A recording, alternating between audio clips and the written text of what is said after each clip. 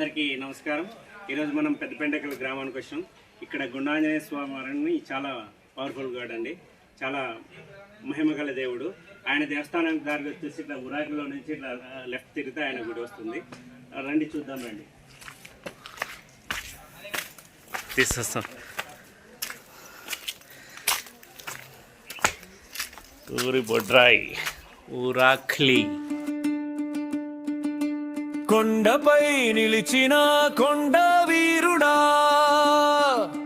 పెద్ద పెండెకల్ పాలకుడా. వచ్చిన తర్వాత ఇట్లా స్ట్రైట్ గా రావాలి. శ్రీ గుండాంజనేయ స్వామి వారు టెంపుల్ దారి లేదు, మెట్ల మార్గం. ఇక్కడ స్వామివారు స్వయంభుగా వెలిసినాడు. చాలా మహిమ గల దేవుడు. ఈ గ్రామస్థానికే కొండ ప్రాంతంలో ఉన్నాడండి. మనం గంట కొట్టి ముందుకు వెళ్తాం దారికి. అలాగే మా ఛానల్ కూడా సబ్స్క్రైబ్ చేసి ఇలా అభయహస్తం చాపిన ఆంజనేయ, మా ఊరి ఆదరణ నీవేరా.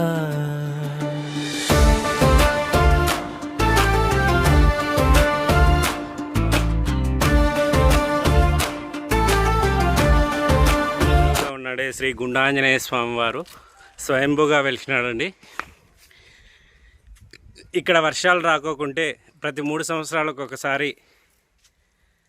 తుంగభద్రకు వెళ్ళి ఏటి నీళ్ళు తెచ్చి అభిషేకం చేస్తే స్వామివారికి ఒక 3 రోజుల్లోనే భారీ వర్షాలు పడతాయంట. ఇక్కడ భక్తుల నమ్మకం అది.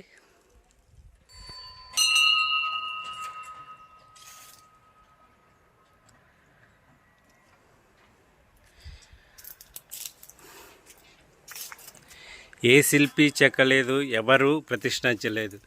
స్వయంభుగా ఒక గుండుకే వెలిసినాడండి శ్రీ గుండాంజనేయ స్వామి వారు పెద్ద పెండకల గ్రామంలో. గుండు ఆంజనేయ స్వయంభువా, గాలిలో వినిపించే నామమా, వర్షాల వరదల వరప్రదుడా, మా జీవన శ్వాస నీవేరా. ఎండలు మండిన వేళలో, ఎర్రని నేల పగిలిన వేళలో, శ్రావణ మాసం పుణ్యకాలంలో, భక్తుల మది ఒక్కటై నిలిచిన వేళలో, తుంగభద్ర తీరాన నిలబడి పవిత్ర జలమును మోసుకొచ్చి నీ విగ్రహంపై అభిషేకిస్తే 3 రోజుల్లో మేఘాల వర్షమా, గర్జించే గగనమంతా నీ నామమే జపించునా, వానగా కురిసే కృపలో గ్రామమంతా తడిసే సంతోషమా.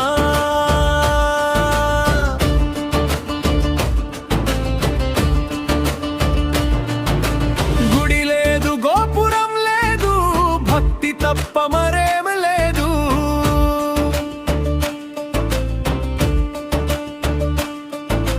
కొండయ్య స్వామి సన్నిధిలో పెద్ద కొండరాయి శిఖర కలశమై వెలుగుతోంది.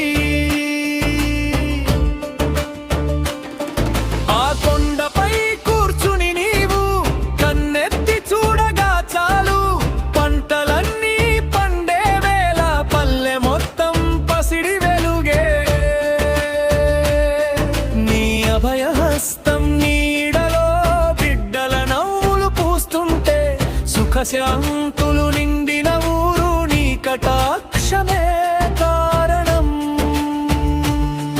ఓ గాలిగానమై వినిపించు, ఓ మేఘమై కురిసిపో, గుండు ఆంజనేయుడి మహిమ కావల్ చెరగని చరిత్రయే.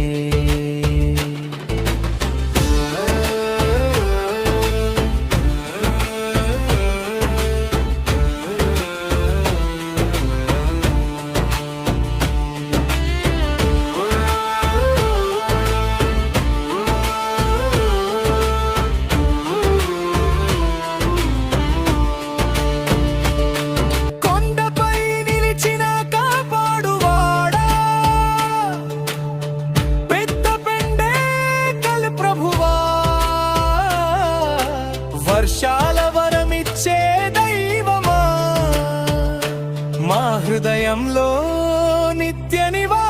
రామా